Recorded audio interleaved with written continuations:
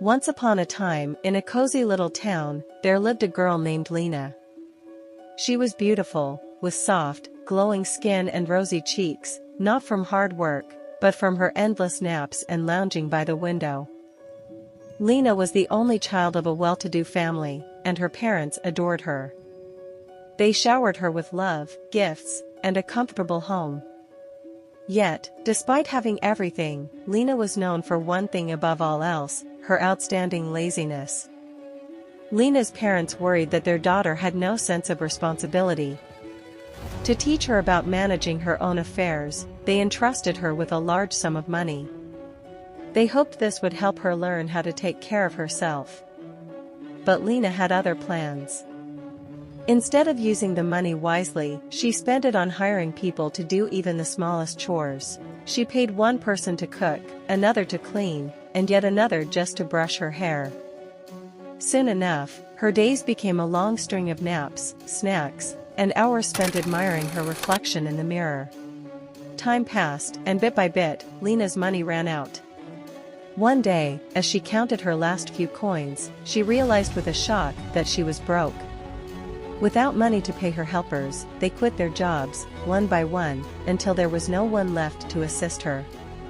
Worse still, she had no skills and no desire to work.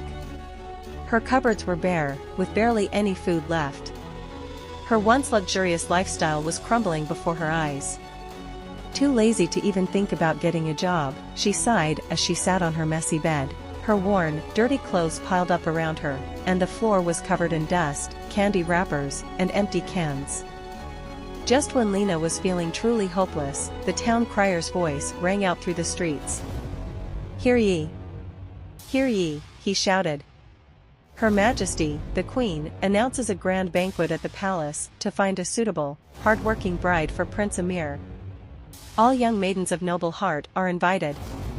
Lina's eyes sparkled with excitement. She had heard rumors of the Queen's grand banquets, tables piled high with delicious food, gifts, and luxuries. "If I can marry Prince Amir," she thought, "I will never have to work again." Just when she had lost all hope, it was as if the universe had sent her a gift. She danced around her dirty room in excitement. But as she approached her wardrobe, her heart sank. She saw her threadbare dress and scuffed shoes. "I can't go to the banquet looking like this. The prince will never notice me," she thought. She needed a new dress and shoes, fast. Reluctantly, Lina decided to find a job. "I'll work just for a few days, earn enough money for a beautiful dress, and then I'll stop," she told herself. The next day, Lina found a job at a bakery. The owner, Mr. Dean, asked her to make 10 loaves of bread and place them on the counter. She started kneading the dough, but halfway through, her arms ached, and she was covered in flour. "What do I do now? My arms are weak. How am I supposed to make 10 loaves?" she groaned. After a few moments, she had an idea. She folded paper bags to look like loaves of bread and hid them under a basket. Then, she placed only 3 real loaves on top, making it seem like the basket was full. When Mr. Dean returned, he saw the well-placed loaves and believed Lina had done a great job. He handed her a bag of coins, unaware of her trickery. Lina hurriedly left the bakery, never returning. After counting her coins, Lina realized she still didn't have enough for a new dress.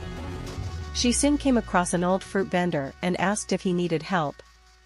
The kind old man smiled and said, "Some of these fruits are rotten. Please separate the good ones from the bad." Lina nodded eagerly, but as soon as the vendor left, she sighed tiredly. "I can't get my hands dirty picking out rotten fruit," she thought. Instead, she arranged the fresh fruits on top, making it seem like she had sorted them properly. When the old man returned, he believed her deception and paid her. Lina took the coins and ran home, never returning. She continued her deceitful tactics, tricking an old woman into believing she had washed clothes when she had only soaked them in water. After several days of dishonesty, Lina finally had enough money to buy a sparkling gown and glittering shoes. On the day of the banquet, Lina dressed herself with great care. She gazed at her reflection, certain that the prince would fall in love with her beauty. At the grand palace, the hall was filled with laughter, music, and elegantly dressed guests. Lina walked in confidently, turning heads with her striking dress. She stood among the young maidens, eagerly awaiting the arrival of Prince Amir. Finally, the prince arrived, walking gracefully through the crowd. He greeted the guests warmly, stopping to speak with each maiden. Lina's heart fluttered as he approached her, but just as he was about to speak, a stern voice rang out. "That's the girl who tricked me at my bakery," shouted Mr. Dean. Then, the fruit vendor stepped forward. "Yes. She deceived me too. She never sorted the rotten fruits." One by one, more people came forward, revealing Lina's dishonest ways. The queen, who had been observing, stood up and cleared her throat.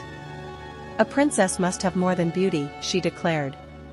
"She must have a noble heart and a strong sense of duty.